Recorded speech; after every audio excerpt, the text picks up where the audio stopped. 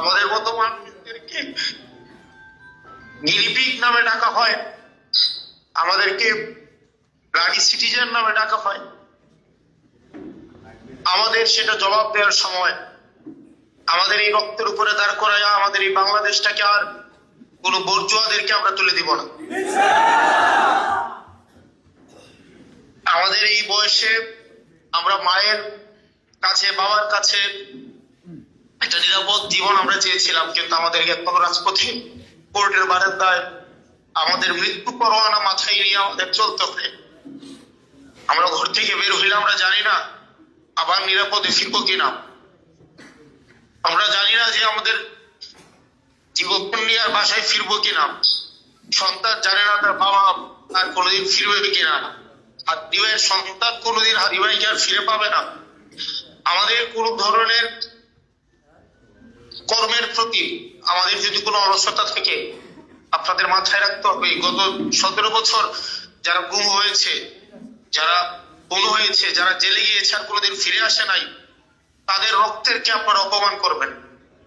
আপনারা যদি আপনারা নিজেদের মধ্যে যদি কোরআনবাজি করেন, নিজেদের মধ্যে যদি আপনারা কোরআনবাজি করেন, এই কোরআনবাজিতে যদি কোনো নেতিবাচক ফলাফল আসে, আপনাদেরকে ধরে নিতে হবে আপনারা আমাদের এই রক্তের 17 বছরের এই ফিল্ড এত সহজ ছিল না।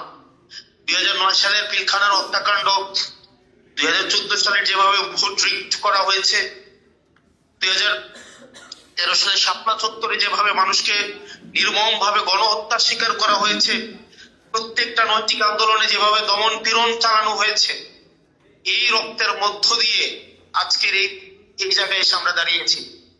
আজকে আমাদের ব্যক্তিগত মত পার্থক্য যদি আমাদের কোন নেতিবাচক ফলাফলের দিকে নিয়ে যায়, এই দায়ভার আমাদের, এবং যারা এই ফেসিবাদী এই মাঠটাকে প্রস্তুত করেছে তাদের প্রত্যেকটি রক্তের প্রতি আমাদের অপমান হবে।